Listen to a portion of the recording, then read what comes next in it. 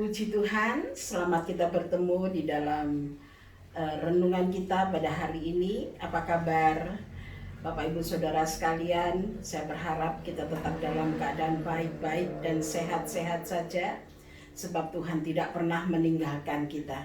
Dia adalah tempat kita bersandar. Dia adalah tempat kita mengutarakan segala keluh kesah kita.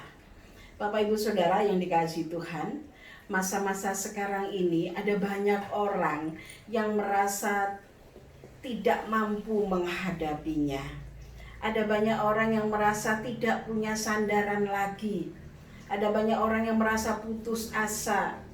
Tetapi saya mau katakan kepada Bapak Ibu Saudara sekalian, ada satu yang dapat menjadi sandaran kita yang tetap kuat, yang teguh, yaitu batu karang yang teguh, yaitu Tuhan Yesus Kristus. Hanya Dialah tempat sandaran kita. Apapun yang terjadi dalam kehidupan kita, kita tidak perlu lagi untuk mencari sandaran ke sana kemari, karena hanya Dialah tempat sandaran kita. Puji nama Tuhan. Bapak Ibu Saudara sekalian, pada saat ini saya akan membawakan renungan. Saya akan beri tema, Kaulah Tuhan sandaranku. Hanya Tuhan yang menjadi sandaran kita. Hanya Tuhan yang menjadi tempat kita untuk menyandarkan segala beban kita kepada Tuhan. Puji nama Tuhan. Bapak Ibu Saudara yang dikasihi Tuhan, saya akan memulainya dengan membaca di dalam 2 Tawarik 14 ayat yang ke-11. 2 Tawarik 14 ayat yang ke-11, saya akan bacakan. Demikian bunyi firman Tuhan. Kemudian Asa berseru kepada Tuhan Allahnya, "Ya Tuhan, selain daripada Engkau, tidak ada yang dapat menolong yang lemah terhadap yang kuat. Tolonglah kami ya Tuhan Allah kami, karena kepadamulah kami bersandar, dan dengan nama-Mulah kami bersandar, dan dengan nama-Mu kami maju melawan pasukan yang besar jumlahnya ini. Ya Tuhan, Engkau Allah kami, jangan biarkan seorang manusia mempunyai kekuatan untuk melawan Engkau." Bapak Ibu Saudara yang dikasihi Tuhan, saat-saat ini ada banyak orang yang sudah kehilangan sandaran. Tetapi kita mau kembali lagi kepada keperkasaan Tuhan yang dapat menjadi sandaran kita. Kita mau mencoba untuk menyadari bahwa kita ini tidak ada apa-apanya. Hanya Dialah tempat sandaran kita. Hanya Dialah yang mampu menolong kita. Ya. Kadang-kadang orang merasa bahwa aku tidak kuat lagi. Aku tidak kuat menghadapi ini. Memang manusia itu pada dasarnya ada satu titik yang menyebabkan dia putus asa. Ada satu titik yang menyebabkan dia lemah. Ada satu titik yang menyebabkan dia merasa tidak punya sandaran apa-apa lagi. Tetapi kita kembali lagi bahwa hanya Tuhanlah sandaranku. Hanya Tuhanlah yang menjadi perlindunganku. Hanya Tuhanlah yang mampu menolong aku. Bapak Ibu Saudara sekalian, seperti di dalam Amsal 3 ayat yang ke-26, haleluya. Saya akan bacakan Amsal 3 ayat 26. "Karena Tuhanlah yang akan menjadi sandaranmu dan akan menghindarkan kakimu dari jerat." Karena hanya Tuhanlah yang menjadi sandaranmu, tidak ada yang lain. Hanya Tuhan yang menjadi sandaran kita. Memang kita lemah Bapak Ibu Saudara. Memang kita kadang-kadang seperti pada saat almarhum suami saya dipanggil oleh Tuhan, saya seperti tidak punya sandaran. Sebab Tuhan sudah mengambil sandaran saya. Itu menurut tubuh jasmani saya sebagai manusia yang lemah. Saya merasa saya tidak punya sandaran lagi Tuhan. karena Engkau sudah memanggil dan Engkau sudah mengambil tempat sandaran saya. Tetapi Alkitab mengingatkan kepada saya bahwa hanya Tuhanlah tempat sandaranku. Hanya Tuhanlah yang dapat melepaskan kakiku dari jerat. Di dalam Amsal 3 tadi dikatakan, hanya Tuhanlah yang sanggup menjadi tempat sandaran kita. Ya. Orang kalau bersandar itu memilih sandaran yang kuat. Bukan kita bersandar pada seutas tali, maka kita akan jatuh. Bukan kita bersandar pada selembar kertas, misalnya ada kertas di situ, ada karton di situ, aku tak sandaran, maka kita akan jatuh. Tetapi tempat sandaran itu, sandaran sendiri itu adalah sesuatu yang membuat tubuh kita tidak jatuh, yang membuat tubuh kita itu kuat, yang membuat tubuh kita itu tidak sampai tergeletak. Itu tempat sandaran. Jadi untuk tempat sandaran, kita mau cari tempat sandaran yang kuat, tempat sandaran yang kokoh, yaitu batu karang yang teguh, yaitu Tuhan Yesus Kristus. Kenapa? Mengapa dikatakan bahwa Tuhan itu tempat sandaran kita? Yang pertama, kita baca di dalam Amsal 3 tadi, ayat yang ke-23. Ya. Amsal 3 ayat yang ke-23, demikian bunyi firman Tuhan. Maka engkau akan berjalan di jalanmu dengan aman dan kakimu tidak akan terantuk. Yang pertama, pada saat kita berjalan, kalau kita punya sandaran yang kuat, pada saat kita berjalan, maka kaki kita tidak akan terantuk. Apa artinya? Artinya kita tidak akan sampai tergeletak. Artinya kita tidak sampai mengalami sesuatu yang membuat kita jatuh. Tetapi kita tetap bersandar kepada Tuhan. Tuhan itu luar biasa. Kita tetap memakai sandaran Tuhan, sebab pada saat kita berjalan, kita menyusuri hidup ini, kita melangkahkan kaki untuk kehidupan ini, maka kita selalu digandengnya, kita selalu dituntunnya, maka kita tidak sampai terantuk. Dituntun dengan apa? Dituntun dengan firman Tuhan. Kembali lagi, pada saat kita beribadah, pada saat kita menerima firman Tuhan, firman Tuhan itu adalah patokan bagi kita di dalam melangkahkan kaki kita untuk menapaki hidup ini. Selama kita hidup di dalam dunia ini, tidak pernah kita lepas dari masalah, tidak pernah kita lepas dari persoalan. Tetapi kita dapat melewati satu persatu masalah yang ada di dalam kehidupan kita. Kita dapat melewati satu-satu. Bahkan di dalam Alkitab ada ditulis, kita dapat melihat masalah itu seperti mengalirnya air. Ya. Kenapa? Karena kita punya sandaran yang kuat, yaitu Tuhan Yesus Kristus. Yang kedua, Bapak Ibu Saudara yang dikasihi Tuhan, mengapa kita selalu mengandalkan Tuhan sebagai sandaran kita? Ayat yang kedua, kita baca di dalam ayat yang ke-24, tetap di dalam Amsal. Jikalau engkau berbaring, engkau tidak akan terkejut, tetapi engkau akan berbaring dan tidur nyenyak. Bapak Ibu Saudara sekalian, ada banyak orang yang tidak bisa tidur karena punya masalah. Itu manusia. Itu manusia. Saya sebagai hamba Tuhan, saya juga pernah mengalami seperti itu, menghadapi masalah sehingga tidak bisa tidur.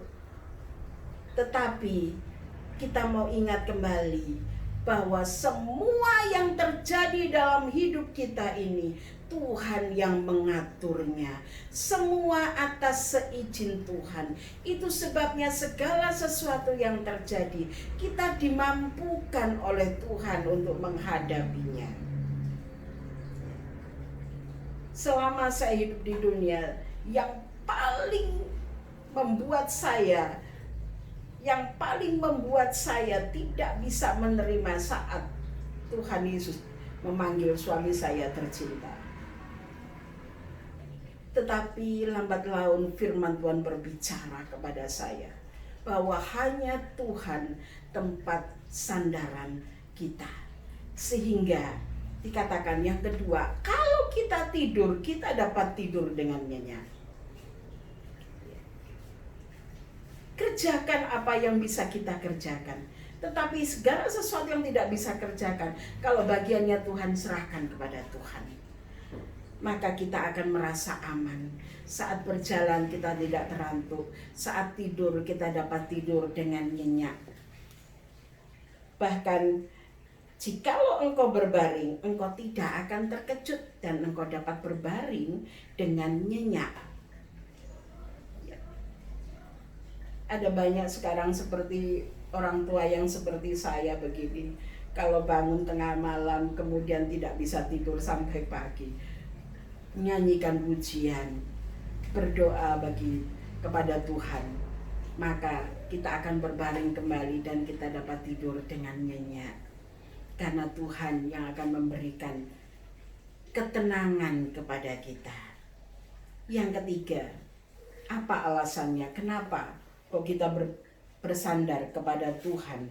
Adalah Tuhan itu adalah sandaran kita yang sungguh-sungguh. Yang ketiga, kita akan baca di dalam ayat yang ke-25. Janganlah takut kepada kekejutan yang tiba-tiba atau kepada kebinasaan orang fasik bila itu datang. Artinya apa? Kita tidak akan terkejut pada masalah yang tiba-tiba datang. Seperti pandemi virus corona ini tiba-tiba datang di Indonesia. Tiba-tiba menyerang kita semua. Tiba-tiba mengakibatkan banyak orang yang meninggal karena virus corona.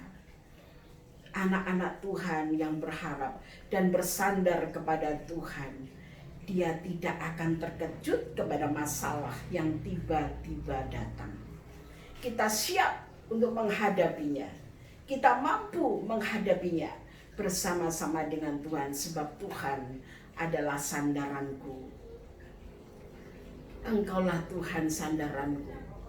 Ada lagu yang mengatakan bahwa hanya Tuhan satu-satunya sandaran kita. Tidak ada yang lain. Kalau kita bersandar kepada manusia, manusia sering mengecewakan kita. Tetapi kita bersandar kepada Tuhan, maka Tuhan akan menjamin dalam seluruh aspek kehidupan kita. Baik pada saat kita tidur, baik pada saat kita berjalan, baik pada saat masalah tiba-tiba datang, kita tidak akan dikejutkan lagi. Sebab Tuhan memeluk kita. Dia akan menjadi sandaran kita yang kuat. Terpujilah nama Tuhan. Haleluya. Orang yang meninggalkan Tuhan di dalam Ayub 8 ayat 13 sampai 15 dikatakan bahwa orang yang meninggalkan Tuhan, yang tidak bersandar kepada Tuhan, itu seperti laba-laba yang bersandar pada sarangnya. Bapak Ibu tahu bagaimana laba-laba membuat sarang? Terlihat cantik, rapi, tetapi dia hanya terbuat dari benang yang sangat mudah putus. Orang yang bersandar kepada pengertiannya sendiri, orang yang tidak bersandar kepada Tuhan, dia berpikir bahwa bersandar kepada sesuatu itu akan membuat dia kuat, seperti seperti seekor laba-laba yang akan bersandar kepada sarangnya. Sarang laba-laba kalau dipegang gini aja sudah putus, saudara. Jangankan untuk bersandar. Itu gambaran orang yang tidak mau bersandar kepada Tuhan. Dia mau bersandar pada pengertiannya sendiri. Dia mau bersandar pada kekayaannya. Dia mau bersandar pada hikmatnya sendiri. Dia mau bersandar kepada pengetahuannya sendiri. Bahkan dia mau bersandar pada kejayaannya. Tidak bisa. Itu tidak akan kuat. Itu hanya sementara saja. Seperti sarang laba-laba, kelihatan cantik, tetapi tidak lama umurnya. Maka sarang laba-laba itu kan hancur. Tetapi orang yang bersandar kepada Tuhan itu bagaikan bersandar pada batu karang yang teguh, yang tidak akan tergoyahkan. Puji nama Tuhan, Bapak Ibu Saudara sekalian. Firman Tuhan hari ini menegur kita untuk kita tetap bersandar kepada Tuhan. Saya mau bacakan di dalam ayat yang terakhir, di dalam Amsal 3 juga. Pada ayat yang ke-5 sampai ke-10, ayat ini sangat menguatkan bagi kita semuanya. Amsal 3 ayat 5 sampai dengan 10. Saya akan bacakan. Percayalah kepada Tuhan dengan segenap hatimu, dan janganlah bersandar kepada pengertianmu sendiri. Akuilah Dia dalam segala lakumu, maka Ia akan meluruskan jalanmu. Janganlah engkau menganggap dirimu sendiri bijak. Takutlah akan Tuhan dan jauhilah kejahatan. Itulah yang akan menyembuhkan tubuhmu dan menyegarkan tulang-tulangmu. Haleluya, puji nama Tuhan. Ayat yang ke-9. Muliakanlah Tuhan dengan hartamu dan dengan hasil pertama dari segala penghasilanmu. Maka lumbung-lumbungmu akan diisi penuh sampai melimpah-limpah, dan bejana pemerahanmu akan meluap dengan air buah anggurnya. Jangan bersandar pada pengertian sendiri. Jangan bersandar pada pengetahuan sendiri. Tetapi kita mari bersandar kepada Tuhan. Karena di dalam ayat yang ke-5 dikatakan, percayalah kepada Tuhan dengan segenap hatimu, dan jangan bersandar kepada pengertianmu sendiri. Yang selanjutnya, kita harus berjalan di dalam kebenaran firman Tuhan. Akuilah Dia dalam segala lakumu, maka Ia akan meluruskan jalanmu. Jauhilah kejahatan dan lain sebagainya. Saudara akan baca lagi nanti di masing-masing di dalam ayat ini. Dan kuncinya, kalau kita melakukan firman Tuhan, kita tidak sayang untuk memberikan hasil utama dan lain sebagainya. Dalam firman Tuhan dikatakan di sini, muliakanlah Tuhan dengan hartamu dan dengan hasil pertama dari segala penghasilanmu. Harta yang kita punya itu adalah dari Tuhan. Maka dengan harta yang kita punya, kita akan memuliakan nama Tuhan. Dan kalau kita bisa melakukan firman Allah ini, maka pada akhirnya lumbung-lumbungmu akan diisi penuh sampai melimpah-limpah, dan bejana pemerahanmu akan meluap dengan air buah anggurnya. Kita tidak akan kekurangan makanan dan minuman. Kita tidak akan kekurangan apapun. Hidup kita akan senantiasa diberikan kesejahteraan. Walaupun Bapak Ibu Saudara sekalian dan saya contohnya, kami hidup dari kemurahan Tuhan, tetapi Tuhan tetap mengalirkan berkat-berkat-Nya seperti air sungai yang tidak pernah kering. Berkat-Nya selalu dialirkan kepada orang-orang yang takut akan Dia, yang melakukan firman Allah.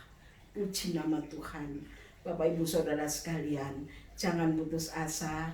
Bagi ibu bapak saudara yang saat ini ada dalam keadaan sakit, mungkin di antara kita ada yang terkena virus corona saat ini, Tuhan adalah sandaran kita. Dia tabib yang menyembuhkan, karena di ayat 8 dikatakan, itulah yang akan menyembuhkan tubuhmu.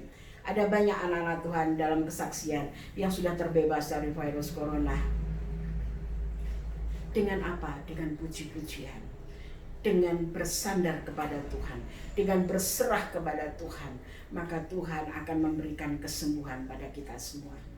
Baik kita yang sekarang ini dalam keadaan sakit jasmani, sakit rohani, kita bersandar kepada Tuhan.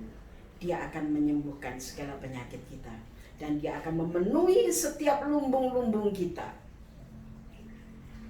Dan bejana pemerahan akan meluap dengan air buah anggurnya. Firman Tuhan hari ini cukup untuk menegur kita.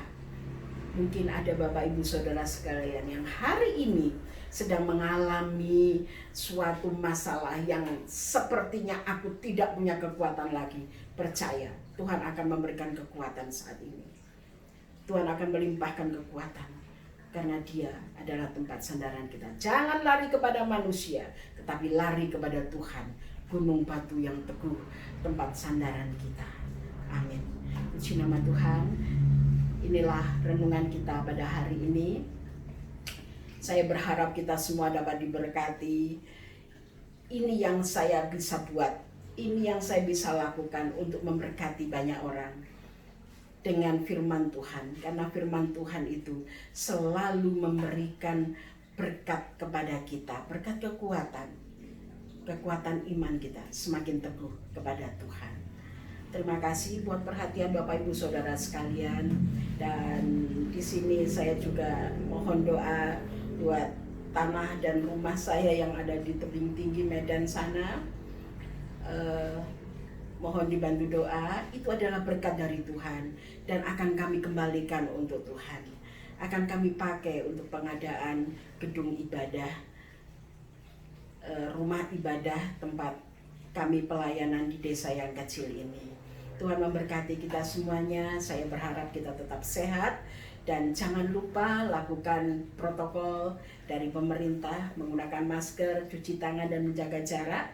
Sebab virus corona belum lenyap dari muka bumi Indonesia ini. Kita tetap bergandengan tangan, tetap berdoa supaya Tuhan akan segera membebaskan kita dari pandemi COVID-19 ini. Tuhan memberkati kita semua. Sampai jumpa lagi di renungan kita yang akan datang. Haleluya.